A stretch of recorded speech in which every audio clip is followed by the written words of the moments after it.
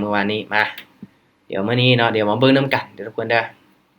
ค่อยจะเดินเงินเสมอเด้อทุกคนเด้อย้ำว่าเสมอเนาะค่อยสิเดินเสมอ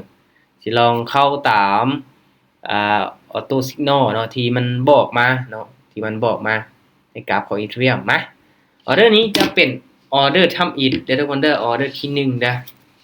ออเดอร์ที่1เดี๋ยวมาเบิ่งนำกันเด้อตอน10วิสุดท้ายมันจะบอกให้ทุกคนจะเห็นเปอร์เซ็นต์ตัวนี้เนาะค่อยจะไปออเดอร์ละ10เหรียญ10เหรียญ10เหรียญนะค่อยจะต้องเดินเสมอเด้อทุกคนเด้อมาโอเคขายเนาะออเดอร์นี้เปอร์เซ็นต์แดงมาเดี๋ยวลองเบิ่งเนาะโอเคค่อยต้องย้ำก่อนทุกคนเนาะสำหรับทุกคนที่เข้ามาร่วมเนาะให้เบิ่งค่อยเทรดเป็นกรณีศึกษาเด้อเพราะว่ามีตติ้งนี้ค่อยมาซาเลนในการออกออเดอร์เนาะตามซิกนอลบอกนี่นะว่ามันจะวิ่งจักไหมและมันจะพลาดจักไหมเนาะค่อยจะไป30ออเดอร์เลยได้ทุกคนเนาะ30ออเดอร์เลยอันนี้ออเดอร์นึงเนาะเดี๋ยวเบิ่งนำกันเด้อเดี๋ยวเบิ่งนำกัน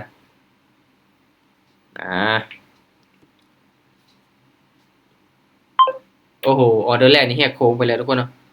ออเดอร์แรกแหกโค้งไปแล้วเด้อคุณก็เบิ่งเอาเด้อเดี๋ยวท้าแป๊บนึงทุกคนออเดอร์แรกพลาดไปเนาะมาข้อนี้ต้องได้ทดลองเนาะต้องได้ชาเลนจ์มาก่อนว่ามันได้ผลได้บ่เนาะสูงใดที่มันได้ผลเนาะโอเค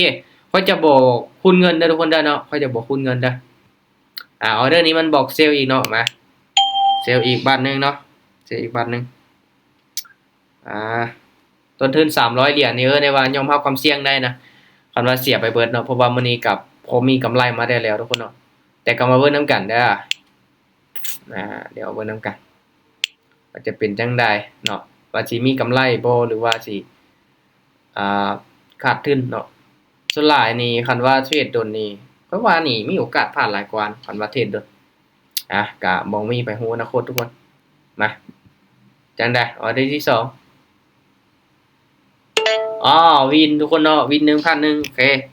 ได้อยู่เนาะได้อยู่มาออเดอร์ที่2วิน 1,100 นะทุกคนนะมา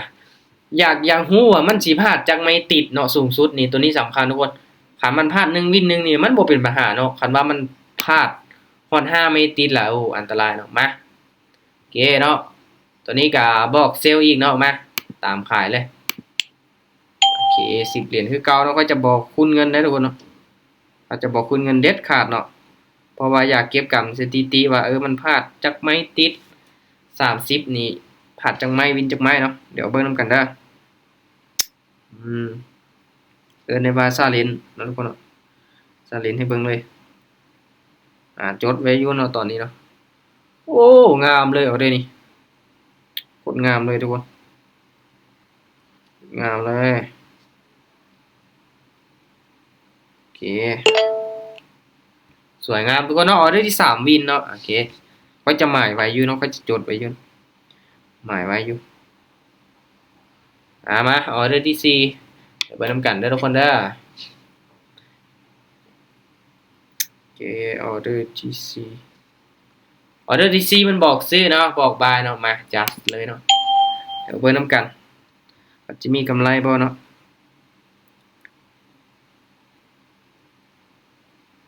โอเคมาตอนนี้นี่ค่อยกระจดเป็นที่เรียบร้อยแล้วเนาะแล้วก็หมายไว้มา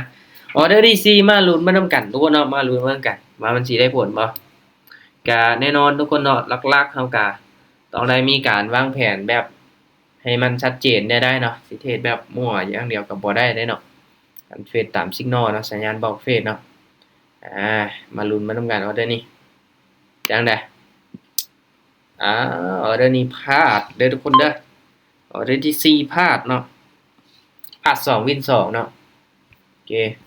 ส่วนหลายเขาว่ามันจะใช้ได้ในทรงเป็นเทรนด์ทุกคนเนาะเป็นเทรนด์งามล่ะค่อนข้างที่จะโอเคเลยเนาะโอเคมาตอนนี้ก็ยังเกาทึนเนาะหรือว่าขาดทึนไปเหรียญนึงก็บ่เป็นปัญหาเนาะมาออเดอร์นี้โอเคบอกบายเนาะมาตามซื้อเลยทุกคนเนาะตามซื้อเลยออเดอร์ที่5เนาะออเดอร์ที่5แล้วหามาเบิ่งนำกันเด้อในว่ามันก็มาลุ้นเบิ่งเนาะมาลุ้นเบิ่งว่าเฮาจะได้ฮู้ว่าสถิติมันเป็นจังไดเนาะพลาดจังไหมวินจังไหม มันพลาดจังไม่ติดวินจังไม่ติดเนาะสำหรับออโต้ซิกนอล V2 เนาะได้ว่าเป็นอีกตัวช่วยโอเควินบ่วินบ่วินบ่วินบ่โอเคสวยงามอยู่ได้ทุกคนเนาะไปกันต่อกำไร8เหรียญเนาะเทศไปเทศมาเดี๋ยวเฮามาเบิ่งนำกันออกจากออเดอร์แล้วอาจารย์ ออกไป5ออเดอร์แล้วทุกคนเนาะออกไป5ออเดอร์แล้วเนาะกราฟของ Ethereum เด้อสำหรับทีมงานที่เขามาในว่าซาเรนเทศตามออโต้ซิกนอล30ออเดอร์ทุกคนเนาะตอนนี้ได้5ออเดอร์แล้วออเดอร์นี้มันบอกขายเนาะมาค่อยขายเลยค่อยจะเดินเงินเสมอเอาทุกคนเนาะฝันว่าทุกคนอยากลองเนาะอยากลองอยากวัดใจกันเอาไปไม้ละ1เหรียญเอาก็ได้ทุกคนเนาะเดินเงินเสมอเอาหรือว่า1เหรียญ2เหรียญเนาะตามงบที่เฮามีหรือว่าเฮาวิเคราะห์ไปนำก็ได้เนาะโอเคออเดอร์นี้เฮาวิเคราะห์ว่าขายเนาะมันก็บอกว่าขายทุกคนก็ลองเบิ่งเนาะทุกคนเนาะต้องการเสี่ยงเบิ่งจากบาทเนาะเดี๋ยวมาลุ้นมันนำกันออเดอร์นี้ออเดอร์ที่6โอ้พักตู่สลับเนาะจังได๋โอ้เรียบร้อยโอ้เสมอทุกคนเนาะออเดอร์ที่6เสมอเด้อออเดอร์ที่6นี่จ้าวเนาะเสมอเนาะวินจักมาโดนตามวินไป3เนาะพลาดไป2เสมอไป1เด้อทุกคนเด้อเนาะเพราะว่าค่อยลองซาเลนเนาะเทศตามออโต้ซิกนอล30ออเดอร์และสเก็บกรรมสถิติเนาะว่าพลาดจังไม่วินจังไม่โอเคออเดอร์นี้ขายเนาะมันบอกขายนะขายสำหรับทุกคนเนาะที่เข้ามากันให้เบิ่งประเทศเนาะหรือว่าใครที่อยากเทรดกับวิเคราะห์ไปนำกันเด้อทุกคนเด้อตามได้จนได้มาบ่มีหยัง 100% เนาะเทรดตามออโต้ซิกนอลโอเคมาออเดอร์นี้ออเดอร์ที่7ทุกคนเนาะออเดอร์ที่7ออเดอร์ที่7เนาะวันนี้มีกำไรแดเนาะโอเคมาเดี๋ยวเฮามาเบิ่งนำกันเด้อโอเคกันว่าเดินเงินแบบมาติเกี่ยวนี้น่าจะโอเคจ้ะแต่ไหนออเดอร์นี้โอ้ออเดอร์นี้พลาดเด้อทุกคนเด้อออเดอร์ที่7พลาดโอเคมาออเดอร์ที่7พลาดไปเนาะออเดอร์ที่7พลาดไปโอเคออเดอร์ที่8บาทนี่ทุกคนออเดอร์ที่8เนาะออเดอร์ที่8ว่าจะเป็นจังได๋ตอนนี้ก็50-50อยู่เนาะอัตราชนะออเดอร์ที่8มันบอกว่าบายเนาะโอเคตามบายเลยซื้อเลยเนาะออเดอร์นี้ตามซื้อเลยมาลุ้นเบิ่งนำกันเนาะสำหรับอินดิเคเตอร์ทุกคนเนาะเห็นบ่มันก็มีหลายเนาะตัวช่วยเนาะเป็นเครื่องมือตัวช่วยแต่ว่าหลักๆเนาะเราก็ต้องนำสายให้เป็ดเนาะนำสายให้เป็ดตัวเม็ดไข่ป่าทีมงานว่าตัวเม็ดไข่ป่าเม็ดไข่ป่าพาราโบลิกซ่าโอ้ออเดอร์นี้จังได้ปึ๊บจังได้ออเดอร์ที่8วินเด้อทุกคนเด้อออเดอร์ที่8วินเด้อวินเนาะวินไปเนาะออเดอร์ที่8ตอนนี้นี่วินไป4เนาะพลาดไป3เสมอไป1ทุกคนเนาะกำไร8เหรียญเนาะโอ้โหอันนี้คือการเดินเงินแบบเสมอเนาะบ่ได้เดินเงินแบบคูณเงินได้เนาะในว่าเดินเงินแบบเสมอออเดอร์นี้บอกซื้ออีกเนาะมาตามซื้ออีกมาลุ้นมานำกันออเดอร์ที่9เด้อทุกคนเด้อออเดอร์ที่9คันว่าค่อยมีเวลาเนาะมีเวลาเดือนนี้ค่อยสิทดลองประมาณจัก100ออเดอร์ทุกคนเนาะเทรดเรียวๆแบบ100ออเดอร์แบบติดกันเลยเนาะเฮาสิเก็บกำสถิติได้เลยว่ามันพลาดจักไม่วินจักไม่เนาะคันว่าทุกคนเนาะเห็นว่าโอ้เขาเจ้าว่าเทคนิคนี้มีอัตราการชนะ 80-90% นี่ลองออกจาก100ไม้ลองเบิ่งเนาะว่ามันสิวินฮอด80-90ไม้บ่เนาะอันนี้คือการทดลองเนาะว่ามันมีอัตราการชนะสูงส่ำใดเนาะทุกอย่างต้องมีการทดลองเบิ่งพิสูจน์เบิ่งทุกคนเนาะโอเคออเดอร์ที่9พลาดเด้อทุกคนเด้อออเดอร์ที่9พลาดเนาะอัตราชนะ50-50อยู่ตอนโอเคมาออเดอร์ที่10แฮงขายมาหลายเนาะตอนนี้บอกบายลงมาเนาะอีกเรียมเนาะโอเคตามขายเนาะตามขายบอกเซลล์เด้อทุกคนเด้อตามขายเด้อโอเคตามขายออเดอร์นี้มาลุ้นเบิ่งนำกันเนาะออเดอร์ที่10แล้วเนาะว่ามาฮอด1ใน3แล้ว1ใน3แล้วเนาะส่วนหลายเนาะทุกคนเนาะมันจะได้ผลในทรงที่แบบกราฟเป็นเทรนด์เนาะ อ๋อกราฟเป็นเทรนด์งามๆแบบเป็นขาลงอย่างนี้งามๆเลยเนาะโอ้บ่ว้าวเด้อนี่ขึ้นไปเขียวนี่อย่าได้ลูกแดงไว้ก่อนแดงไว้ก่อนแดงงามๆเลยแหละเด้อนี่อ๋อกราฟเป็นเทรนด์เนาะเป็นแนวโน้มขาขึ้นขาลงแบบชัดเจนนี่ได้ผลเนาะทุกคนเนาะส่วนหลายมันก็จะถึกในโซนเป็นเทรนด์คันโซนที่มันเป็นไซด์เวย์เนาะสลับแบบเป็นแท่งเทรนน้อยๆเนาะคือค่อยเทรดมื้อวันเสาร์วันอาทิตย์นี่เนาะโอ้อันตรายเนาะโอเคไม้ที่10วินเนาะมาอ้าวไม้นี้มันโบกบายเนาะตามซื้อเด้อทุกคนเด้อโอเคไม้ที่11ตามซื้อเนาะนะมีทั้ง BTC BNB Solana กะเบิ่งได้ทุกคนเนาะตอนนี้กะอีเทรียมเนาะอีเทรียมมาเบิ่งนํกันเด้อออเดอร์นี้ว่ามันจะขึ้นเขียวบ่หรือว่าจังได๋โอ้ยคันว่าการวิเคราะห์ทุกคนเนาะการวิเคราะห์นี่กะคันตามซื้อขึ้นไปนี่ก็อันตรายเนาะแทงอันตรายย้อนว่ามันย่ามันพักตัวแล้วลงมาโตขนาดทุกคนเป็นแดงแดงแดงแดงมาเขียวแล้วพักตัวโอเคนะได้ว่าบ่เป็นหยังเนาะเก็บกำสถิติตามออโต้ซิกนอล V2 ออเดอร์ที่11พลาดทุกคนเนาะออเดอร์ที่11พลาดเนาะตอนนี้นี่ยังบ่พลาดเกินไม้นึงเนาะพลาดไม้นึงแล้วมันจะกลับมาวินได้ทุกคนเด้อคันเฮาเดินแบบคูณเงินนี่มีโอกาสที่จะได้ผลเนาะมาเดี๋ยวเฮาสิไปครึ่งทางก่อนเนาะโอเคออเดอร์นี้ขายออเดอร์นี้ขายออเดอร์ที่12เนาะออเดอร์ที่12มาเบิ่งนํกันเด้อมาเบิ่งนํกันตอนนี้เฮาบ่ได้คูณเงินได้เนาะเดินเงินแบบเสมอเนาะเดินเงินแบบเสมอออเดอร์ที่12คันว่าพลาดวินนี่นะเฮาเดินเงินแบบมาติงเกียวเนาะ1แล้วก็2 1 2เนาะโอ้กำไรงามๆเลยได้ทุกคนเนาะโอ้วินอีหลีได้ทุกคนเนาะโอเคออเดอร์ที่12วินเนาะน่าจะบ่มีปัญหาแล้วลงมายาวขนาดนี้โอเควินเนาะทุกคนเนาะมาสำหรับมื้อนี้ก็ได้ว่าใส่ได้ผลอยู่เนาะใส่ได้ผลอยู่โอเคมาออเดอร์ที่13ทุกคนเนาะออเดอร์ที่13แต่ว่ากำไรค่อยนี้เนาะหากก็ได้แต่7เหรียญเนาะโอ้บ่เป็นหยังว่าเป็นการทดลองอย่างน้อยต้นทุนของเราก็ยังรักษาไว้ได้ดีออเดอร์นี้มันบอกซื้อทุกคนเนาะบอกปลายขึ้นไปโอเคตามซื้อเลยออเดอร์นี้ มาเดี๋ยวเรามาลุ้นเริ่มกันทุกคนมันจะเป็นจังไดเนาะมันจะเป็นจังไดออเดอร์นี้ ได้ว่าเป็นการทดลองเบิ่งเนาะโอ้ยากอยู่ได้เนาะตามซื้อในจุดนี้นี่อันตรายอยู่ได้ทุกคนเนาะมาบอกซื้อในจุดนี้นี่ได้ว่าส่วนเทรนด์ก็เป็นไปได้จวดขึ้นไปติลูกโอ้ทุกคนเนาะเป็นแนวโน้มขาลงเนาะมันบอกซื้อนี่ยากอยู่ได้ทุกคนเนาะยากอยู่ได้เนาะโอเคออเดอร์ที่13พลาดไปทุกคนเนาะพลาดไปมาไปกันต่อไกลที่ฮอดครึ่งทางละคันว่าเนาะทุกคนเนาะมันเป็นแบบนี้เด้ฮอดไม้ที่15ก่อนเนาะค่อยสิลองเดินแบบจาก1ไป2ลองเบิ่งเนาะ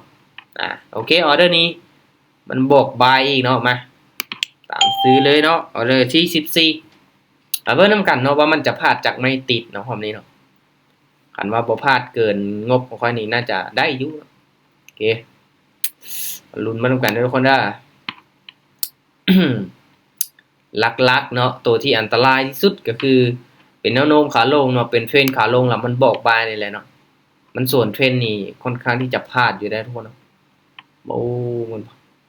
แนวโน้มยังเป็นขาลงจวดๆอยู่เนาะมันบอกซื้อนี่โอ้บ่ได้ตีจังซี่เนาะไปบอกซื้อเนาะเป็นเทรนขาลงมันไปบอกซื้อนี่บ่ได้เนาะเทรนขาขึ้นนี่บอกขายเนาะบอกส่วนนี่ห้วยเป็นตาเด้อทุกคนเนาะโอเคออเดอร์ที่14พลาดอีกเนาะพลาด2ไม่ติดแล้วเนาะมาออเดอร์ที่15บาทนี่ออเดอร์ที่15แล้วทุกคนเด้อออเดอร์ที่15โอเคมันบอกเซลล์เนาะมาลุ้นบ่นำกันเนาะลงมาต่ำๆแล้วไปบอกเซลล์เนาะบาทนี้เนาะโอ้ตึกสุดโอเคมาลุ้นบ่นำกันทุกคนออเดอร์ที่15เนาะมาครึ่งทางแล้วตอนนี้ก็ได้ว่าพลาดไปจังไม่ล่ะนับเบิ่งก่อนเนาะ1 2 3 4 5 6 7เนาะ วิน7พลาด7เสมอไป1ทุกคนเนาะสำหรับ14เนาะแม่นบ่วะวินไป1 2 3 4 5โอ้วินไป6เนาะไม้นี้แหละไม้นี้แหละวินบ่วินบ่โอเคไม้นี้วินเนาะแสดงว่าคือว้าวเนาะ1 2 3 4 5 6วินไป7เนาะพลาดไป7เสมอไป1ทุกคนเนาะเห็นบ่แสดงว่า50 50อยู่เนาะโอเคมาไปกันต่อบ่เป็นหยังเนาะออเดอร์นี้มันบอกบายเนาะมาตามซื้ออีกเลยเนาะ10เหรียญไม้ที่16เด้อทุกคนเด้อไม้ที่16เด้อไม้ที่16เนาะเดี๋ยวเฮามาเบิ่งนำกันเด้อไม้ที่16เนาะซูมเบิ่งเนาะทุกคนเนาะซูมเบิ่งเนาะกราฟทรงนี้ซูมเบิ่งโอเคเอาตัวซิกเนาะให้ทุกคนเบิ่งเอาเป็นกรณีศึกษาเด้อทุกคนเด้อมาเดี๋ยวมาเบิ่งนำกันน่าจังได๋เป็นขาลงแล้วไปบอกซื้อนี่เฮ้ยบ่มักปานใดเว้ยมันเข้าข้างส่วนเทรนจังได๋ลูกวินบ่โอ้ขึ้นไปได้เสยเว้ยขึ้นได้เสยเนาะขึ้นได้เสยโอเคออเดอร์ที่16วินเนาะมาวินก็หากะวินแต่2ไม่ติดทุกคนเนาะโอ้ยพลาด2ไม่ติดเนาะยังบ่วินแบบ4-5ไม่ติดเลยเนาะมาไปกันต่อออเดอร์ที่17บาทนี่เนาะตอนนี้กำไรมา6เหรียญทุกคนเนาะโอ้เอาไปเอามานี่สิมีกำไรออเดอร์นี้ซื้อเนาะเขียวๆมาเต็มเลยเนาะเอิ้นได้ว่าความแข็งแรงนี่โอ้โห 95% มันสิแม่นแท้บ่เนาะมาเบิ่งนำกันเด้อทุกคนเด้อมาเบิ่งนำกันเด้อกาดทุกอย่างเนาะอยู่บนพื้นฐานการวิเคราะห์ทุกคนเนาะโอเคมาลุ้นเบิ่งเนาะตอนนี้ก็ยังนิ่งอยู่เนาะตอนนี้ก็ยังนิ่งอยู่โอเคมาลุ้นมานำกันไหมที่17ทุกคนเนาะโอ้ลงมาแดงละเห็นบ่โอเคพลาดไปเนาะไหมที่17พลาดเนาะเอายังเหลืออีกประมาณ10ปลายไหมเนาะโอเคไหมที่18บาทนี้เนาะสำหรับในการสังเกตเบิ่งทุกคนเนาะหลักๆข้อยก็อยากให้เบิ่งแบบแนวโน้มรวมๆเนาะคันว่ามันเป็นขาลงโอเคมันบอกเซลล์นี่โอเคคักอยู่เนาะโอเคออเดอร์นี้มาตามขายแต่ก็ยังโอเคได้เพราะว่ามันยังบ่พลาดเกิน2ไม้ติดเนาะรอบนี้ยังบ่พลาดเกิน2ไม้ติดเนาะวินกับสูงสุด2ไม้ติดเนาะก็หันแล้วก็พลาดแล้วก็วินพลาดแล้วก็วินเนาะโอเคเดี๋ยวมาลุ้นมานํกันออเดอร์นี้ตามขายลงมาแล้วเนาะถือว่ามีโอกาสจังได๋ไม้นี้บ่ว่าสิพักตัวได้นี่เนาะลงมา3แท่งเทียนแดงพักตัวจวดลงมาลูกจวดลงมาได้บ่โอ้บ่ได้ทุกคนเนาะบ่ได้บ่ลงเนาะโอ้นิ่งกิ๊บเลยโอเคออเดอร์ที่18ก็พลาดไปทุกคนเนาะมาออเดอร์ที่19บาทนี่เนาะใกล้ละยังเหลืออีก10ปลายออเดอร์ทุกคนยังเหลืออีก10ปลายออเดอร์เนาะเอิ้นได้ว่ามาเก็บกำสถิตินำกันเนาะว่ามันพลาดจังไม้วินจังไม้เนาะออเดอร์นี้มันบอกซื้อเนาะมาตามซื้อเลยเบิ่งเอาทุกคนเนาะเบิ่งเปอร์เซ็นต์เนาะง่ายๆตัวใดที่ง่ายทุกคนเนาะบ่หมายความว่าเฮาสิได้เงินง่ายเสมอไปได้เผลอๆนี่อาจจะเฮ็ดให้เฮาเสียเงินง่ายก็มีได้ทุกคนเนาะถ้างั้นต้องประเมินความเสี่ยงดีๆเนาะต้องประเมินความเสี่ยงของเฮาดีๆออเดอร์นี้มาขึ้นสูงคักแต่ทุกคนนี่เบิ่งทุกคนเนาะโอเคถือว่าน่าจะบ่มีหยังผิดพลาดเนาะออเดอร์นี้โอเคแสดงว่ามันพลาดนี่สูงสุดนี่2ไม่ติดเด้อทุกคนเด้อเนาะไซส์ในการคูณเงินนี่น่าจะโอเคอยู่เนาะออเดอร์ที่19วินเนาะมาออเดอร์ที่20แล้วได้บาทนี้เด้อออเดอร์ที่20ทุกคนเนาะออเดอร์ที่20คันว่าเป็นไปได้นี่สิเทรดกับมันแบบจักประมาณ3ชั่วโมงทุกคนเนาะออกทุกไม้นี่มาเบิ่งว่ามันสิวินจังไม้พลาดจังไม้ออเดอร์นี้ขายมานั่งเฝ้าหน้าจอแล้วก็เทรดอยู่นี่ทุกคนเนาะแบบดุเดือดเลยนะเนาะเอาแบบจัก3ชั่วโมงติดต่อกันนี่เนาะกดอยู่หั่นล่ะบ่วินก็คูณเงินหั่นล่ะโอ้บอกเลยทุกคน เห็นได้ชัดเจนว่ามันพลาดจากไม้วินจากไม้เนาะมาออเดอร์นี้ขายเนาะเดี๋ยวเบิ่งนำกันออเดอร์ที่20แล้วเด้อทุกคนเด้อยังเหลืออีกประมาณ10ออเดอร์เนาะ10ออเดอร์แต่ว่าตอนนี้นี่ยังเสมออยู่เนาะอัตราชนะก็ยังบ่ปานใดออเดอร์ที่20พลาดเนาะโอ้ยออเดอร์ที่20พลาดแหมออเดอร์ที่20พลาดเนาะโอเคออเดอร์ที่21บาทนี่เนาะออเดอร์ที่21อืมออเดอร์ที่21บอกซื้อเนาะโอเคทุกคนเนาะมันบอกซื้อแล้วออเดอร์นี้เป็นแนวโน้มขาขึ้นแล้ววะเนาะโอเคอะตามซื้อไปออเดอร์นี้ตามซื้อไปออเดอร์ที่21เนาะมาเบิ่งนำกันทุกคนเนาะมาเบิ่งนำกันว่าจะเป็นจังได๋ว่าสิได้ผลบ่เนาะเริ่มปรับตัวเป็นเทรนขาขึ้นแล้วเนาะแต่ก็ขึ้นบ่ค่อยงามเนาะขึ้นบ่ค่อยงามแท่งเทียนมันแบบอยากจวดขึ้นไปเนาะแล้วก็เป็นแท่งน้อยเลยเนาะแต่ว่ารวมๆก็เริ่มปรับตัวเป็นเทรนขาขึ้นเนาะโอเคเปลี่ยนสีมันเนาะเปลี่ยนสีมาเป็นสีเขียวทุกคนเนาะโอเคงามๆแล้วออเดอร์นี้เนาะโอเคออเดอร์ที่21วินทุกคนเนาะวินเนาะวินเนาะเห็นบ่ที่จริงแล้วอัตราชนะนี่50อยู่เด้อทุกคนเด้อแต่เป็นหยังเฮาคือขาดทุนเนาะเพราะว่าเฮาชนะนี่เฮาได้95%เนาะเฮาเสียไป100%เนาะมันก็เลยขาดทุนไปน้อยนึงเนาะก็บ่หลายปานใดเห็นบ่โอเคมาออเดอร์นี้ตามซื้ออีกโอเคตาม Signal ออโต้ Signal ทุกคนเนาะออโต้ Signal V2 เนาะตัวนี้เนาะกำลังทดลองใช้อยู่เนาะในจุดที่เอิ้นได้ว่าเป็นการเริ่มต้นทุกคนเนาะให้เครื่องมือตัวช่วยเนาะที่ผ่านมาเนาะผ่านมาเรื่อยๆก็มีแต่อาศัยในการอ่าใช้เครื่องมืออินดิเคเตอร์เนาะอาศัยประสบการณ์อาศัยความรู้ล้วนๆเนาะแต่ว่าช่วงนี้ก็มีตัวช่วยมาเราก็ต้องได้ทดลองต้องได้พิสูจน์เบิ่งเนาะว่ามันได้ผลได้บ่เนาะโอเคจังได๋โอ้ย1วิสุดท้ายทุกคนเนาะเจอแบบนี้เขาก็บ่ไหวทั้งหมดเนาะโอเคออเดอร์ที่22พลาดเนาะโอ้ยลงมาแดง1วิสุดท้ายเนาะโอเคบ่เป็นหยังมาไปกันต่อทุกคนไปกันต่อออเดอร์นี้มันบอกซื้ออีกเนาะบอกซื้ออีกโอเคตามซื้อเลยออเดอร์นี้10เหรียญคันว่าทุกคนเนาะคันว่ามันขึ้นไปเนาะมันเป็นแท่งเทียนที่แบบ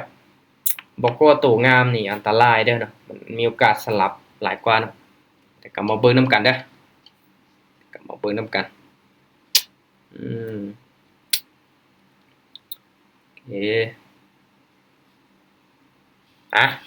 ออเดอร์นี้น่าจะบ่มีปัญหาเนาะออเดอร์ที่23ทุกคนเนาะโอ้เฮ้ยโอ้เรียบร้อยทุกคนน่าจะบ่มีปัญหาว่าซั่นโอ้เรียบร้อยเลยโอ้พลาดตัวเนาะออเดอร์นี้พลาดอีกไม้นึงออเดอร์ที่23ปุ๊บคิดว่าชีวิตแล้วเห็นบ่ทุกคนมันเป็นแท่งเทียนสลับเนาะมันขึ้นไปแล้วมันขึ้นไปบ่งามนี่แม่นเนาะมันเป็นแนวโน้มขาขึ้นเนาะแต่ว่ามันสลับลงมาเนาะโอ้มาออเดอร์นี้บอกเซลล์เนาะตามขายออเดอร์นี้ตามขายมาเบิ่งนำกันเด้อทุกคนเด้อว่ามันจะพลาดจังได๋เนาะออเดอร์ที่24แล้วเนาะออเดอร์ที่24แล้วยังเหลืออีกประมาณ6ออเดอร์เนาะ6ออเดอร์เฮาจะได้ฮู้เลย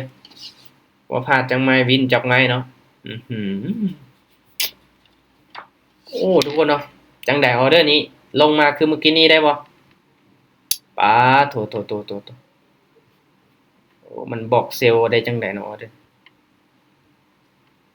จังได๋โอ้เรียบร้อยออเดอร์นี้เรียบร้อยทุกคนเนาะโอ้พลาดไปอีกเนาะพลาดมา3ไม้ติดแล้วเด้อทุกคนเด้อเนาะพลาดมา3ไม้ติดละสำหรับออโต้ซิกนอลเนาะมาเบิ่งนำกันว่ามันจะพลาดจังไม้ติดเนาะโอ้เห็นบ่เบิ่งในกราฟนี้เป็นเทรนงามเลยเนาะเป็นเทรนงามเลยถือว่าขึ้นงามๆเลยเนาะแต่ว่าตัวนี้มันขึ้นไปแล้วมันสลับเนาะออเดอร์นี้ตามซื้อเนาะมาออเดอร์ที่25แล้วทุกคนเหลืออีกอีก5ออเดอร์เนาะอาจจะได้ฮู้ล่ะมาสรุปสิได้ขาดทุนบ่หรือว่าสิมีกำไรเนาะเดี๋ยวเบิ่งนำกันเดี๋ยวมาเบิ่งนำกัน ว่าจะเป็นจังไดออเดอร์นี้จังไดบอกว่าสิพลาดฮอด4-5 ไม่ติดเขียวงามบ่ออเดอร์นี้เขียวงามบ่ลงมาละทุกคนเนาะเริ่มละโอ้เรียบร้อยละไม้นี้เบิ่งทรงนี่จังไดเขียวบ่โอ้เรียบร้อยทุกคนเนาะ4 ไม้ติดเนาะป๊าดโตอันว่าคูณเงินนี่อันตรายเด้ทุกคนเนาะอันว่าคูณเงินนี่เนาะดีแต่ว่าเฮาเดินเงินเสมอเนาะแต่ว่าทรงแรกมันได้ผลเนาะทรงหลังๆนี่เริ่มละเริ่มทดถอยทุกคนเนาะเริ่มทดถอยมาไม้ที่26ทุกคนออเดอร์ที่26เนาะมาเดี๋ยวเฮาเบิ่งนำกันออเดอร์นี้มันบอกเซลเนาะเฮ้ยค่อยละมักซื้อละไม่บอกเซลเนาะออเดอร์ที่อืมโอเคมาในเมื่อได้ลองพิสูจน์เนาะทุกคนเนาะมาได้ตามมันกันลองเบิ่งนำกันเห็นบ่ได้ว่าไปคนละทางเลยเนาะตอนนี้เนาะเป็นเทรนขาขึ้นแล้วบอกเซลอยู่เนาะโอ้อันว่าซื้อก็ต้องซื้อให้สุดขายก็ต้องขายให้สุดเนาะทุกคนเนาะมาลงมาบาดนี้จังได้วินบ่แดงบ่ออเดอร์นี้แดงบ่โอเคโอ้วินทุกคนเนาะออเดอร์ที่26วินเนาะแต่สรุปตอนนี้เขายังขาดทุนอยู่เนาะเขายังขาดทุนอยู่มายังเหลืออีก4 ไม้ทุกคนเนาะแต่ก็บ่เป็นหยังโอ้ขึ้นงามแท้วะขึ้นแบบจุดจวดเลยเนาะขึ้นแบบจุดจวดเลยขึ้นมาสูงจังซี่มันบอกเซลล์เด้อทุกคนเด้อ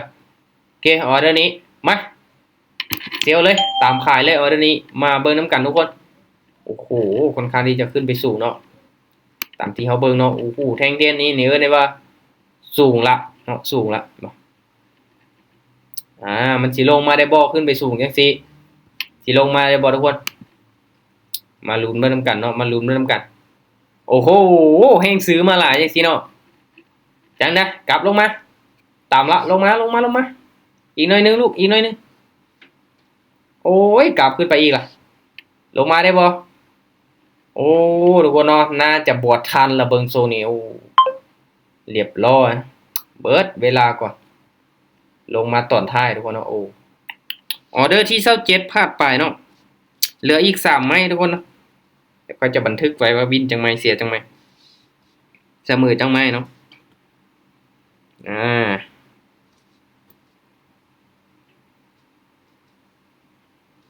โอเคออเดอร์นี้ขายเนาะออเดอร์นี้ขายออเดอร์นี้ขายแล้วมาเว้นน้ำกันเนาะมาเว้นน้ำกัน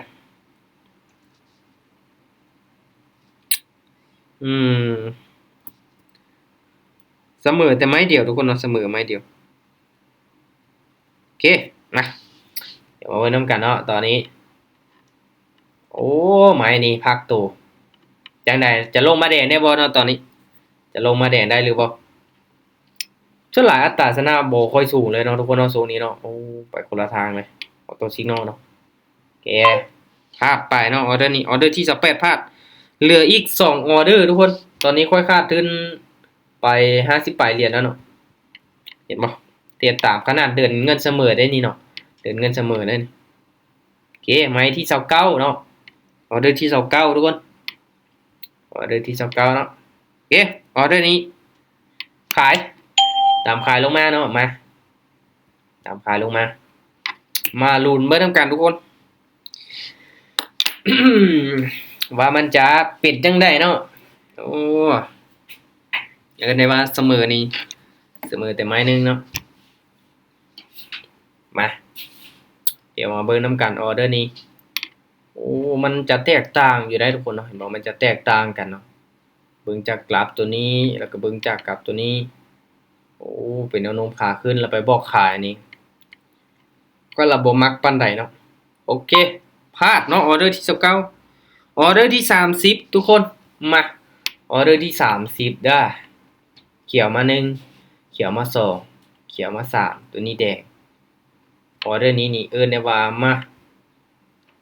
โอเคออเดอร์ที่30ทุกคนเนาะหมายสุดท้ายของการเก็บกำสถิติตัวนี้เนาะปึ้ง30ออเดอร์วินจังไม้แล้วก็เสียจังไม้มา จากที่มีกำไรนี่ลดลงมาแล้วเนาะพวกเนาะโอเคบ่เป็นหยังร้อยไป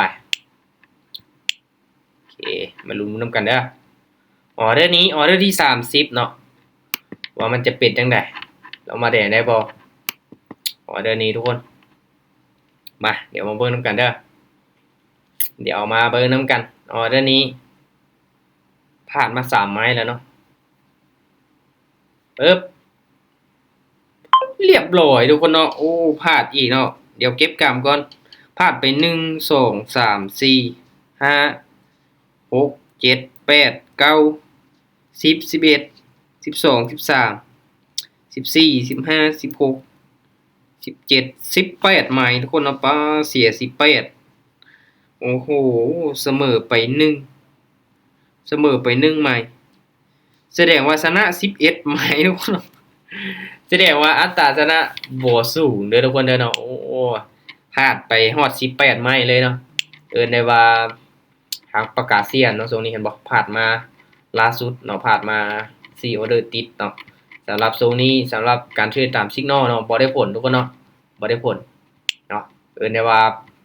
ประมาณนี้ทุกคนเห็นบ่ขนาดแต่ว่าเฮาใช้เนาะเครื่องมือช่วยเทรดแล้วเฮาสิหวังพึ่งแต่มันอย่างเดียวนี่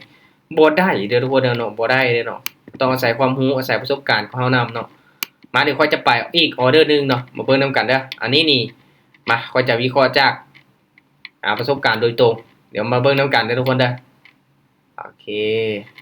ไปออเดอร์เบาๆเด้อเนาะไปออเดอร์เบาๆโอเคเบาๆ50 54โอเค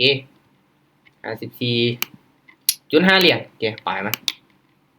เดี๋ยวออเดอร์ต่อไปเนาะเดี๋ยวออเดอร์ต่อไปเบิ่งนํกันเด้อทุกคนเด้อออเดอร์นี้นี่ประสบการณ์ล้วนๆเนาะโอเคก็ประมาณนี้ทุกคนเนาะสำหรับการเฮ็ดตาม Signal นี่บ่ปานใดเนาะเดี๋ยวมาเบิ่งนํกันเด้อว่าค่อย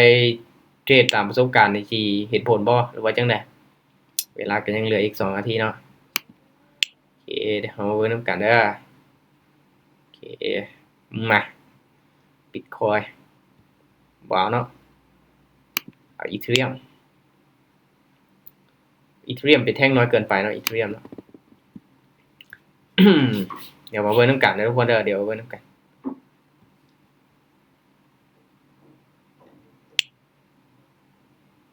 โอเคมาอีเธเรียมเวลาเนาะโอเคเมื่อกี้นี้ค่อยเบิ่งBTC ไว้คร่าวๆซื่อๆเนาะมาออเดอร์นี้เด้อทุกคนเด้อโอเคออเดอร์นี้ค่อยจะตามซื้อเลยโอเคมาเบิ่งนํกันว่าจะเป็นจังได ว่าจะเป็นจังไดเนาะออเดอร์นี้ลองเบิ่งเนาะลองเบิ่งว่ามันสิสลับขึ้นไปได้บ่ว่ามันสิสลับขึ้นไปได้บ่ว่าเนาะยังเป็นแนวโน้มขาขึ้นเนาะอินดิเคเตอร์ตัวนี้ยังขนานกันขึ้นล่ะมีโอกาสสลับอยู่เนาะแต่ว่าก็ก้ำกึ่งอยู่เนาะก้ำกึ่งอยู่ตอนนี้ลงมาแดง2เนาะโอ้จังได๋ออเดอร์นี้โอ้นิ่งเนาะทุกคนเนาะนิ่งเนาะโอ้บ่ได้ผล3เนาะเมื่อกี้นี้ออโตซิโนก็ลืมเบิ่งเนาะแต่ว่าเฮาบ่ได้เบิ่งคร่าวๆเนาะโอ้บ่ได้ผลทุกคนเนาะพลาดไปซิอืมเดี๋ยวเบิ่งอีกขอไม้นึงยังได้อยู่เนาะยังได้อยู่เมื่อกี้นี้ Bitcoin ขึ้นเนาะ Bitcoin นี่เป็นเขียวนะเห็นบ่แท่งนี้ Bitcoin นี่เป็นเขียวเลยเนาะแต่ว่า Ethereum มันคือแตกต่างกันเนาะบ่ค่อยเข้าได้ผลปานใดเนาะมาอีกไม้นึง70เหรียญพอเอากำไรมาลิ้นนี่บ่ได้ทุกคนเนาะโอเคอย่างน้อยเฮาก็วินก็รักษากำไรของเฮาไว้เนาะโอเคมาเดี๋ยวเบิ่งนำกันเด้อทุกคนเด้อ เดี๋ยวเฮามาเบิ่งนำกันเวลาพอดีเลยเนาะโอเคโอ้แท่งนี้3เนาะ3แท่งเทียนเขียว3แท่งเทียนแดงขึ้นเขียวเนาะงามๆเลยโอ้มาขึ้นแท่งนี้เนาะมาเดี๋ยวลองเบิ่งนำกัน Bitcoin ดิคอยขึ้นคือกันบ่คอยขึ้นคือกันเนาะโอเคมาเดี๋ยวลอง Bitcoin เนาะโอเคออเดอร์นี้ทุกคนค่อยๆจะเอาไปที่ออเดอร์ขายเนาะมาโอเคคันว่าบ่วินนี่ก็บ่สร้างสิว่าแหละทุกคนเนาะมาออเดอร์นี้มาลุ้นเบิ่งนำกันเด้อเนาะสาเหตุที่ตามขายเนาะออเดอร์นี้นี่คันว่าอินดิเคเตอร์ตัวนี้ตัดลงมานี่เขาขายได้เนาะเขาขายได้มาเดี๋ยวมาลุ้นเบิ่งนำกันว่ามันสิได้ผลบ่ออเดอร์นี้ มาลุ้นมานํกันตามประสบการณ์ทุกคนเนาะทุกอย่างบ่มีหยัง 100% เนาะจังไดลูกออเดอร์นี้ปิดแดงงามๆได้บ่นี่ทุกคนเนาะถือว่างามๆเลยเนาะไม้นี้คันว่าอยากเข้าขายนี่จุดนี้แหละทุกคนคันว่าอินดิเคเตอร์ตัวนี้เนาะเริ่มตัดลงมานี่เฮาตามขายได้เนาะมันจะปรับตัวเป็นขาลงเนาะคันว่าสิเข้าซื้อก็เห็นบ่ทุกคนจะสังเกตเบิ่งเนาะจุดตัดกันของอินดิเคเตอร์เนาะตัวนี้เข้าซื้อไปทุกคนเนาะเข้าซื้อจุดนี้ปึ๊บแล้วก็ตามซื้อเลยเนาะคันว่าแท่งเทียนมันขึ้นสูงแล้วเฮาพักก่อนเนาะให้มันตัดลงมาเฮาจังเริ่มเข้าออเดอร์ใหม่เนาะต้องรอได้แหละทุกคนเนาะต้องอดทนรอได้แหละเนาะเห็นบ่จุดนี้เนาะตัดลงมาแล้วก็ตามขายเนาะโอเคทุกคนเนาะสำหรับรอบนี้นี่ได้ว่าประมาณนี้เนาะเขาเองก็ขาดทุนไปน้อยนึงแต่ก็บ่เป็นหยังเนาะเพราะว่าเองก็พอมีกำไรเด้สำหรับการเทรดตาม Signal เนาะมันก็พลาดอยู่เนาะอัตราชนะมันก็บ่ได้สูง 100% เนาะถ้างั้นอาศัยความรู้อาศัยประสบการณ์ของเราเป็นสิ่งที่สำคัญที่สุดเด้อทุกคนเด้อเนาะก็สิหวังแต่เครื่องมือช่วยอย่างเดียวบ่ได้เนาะต้องเสริมสร้างความรู้ของเราไปนำโอเคทุกคนทุกๆการลงทุนมีความเสี่ยงเนาะให้ทุกคนศึกษาหาความรู้ดีๆเนาะก่อนที่ว่าจะตัดสินใจนำเงินเข้ามาลงทุนเด้อสำหรับรอบนี้มีตติ้งนี้ขอบใจทุกคนที่เข้ามาร่วมทุกคนเนาะโอเคบ๊ายบายทุกคนเจอกันใหม่รอบต่อไปเด้อบ๊ายบายรอบนี้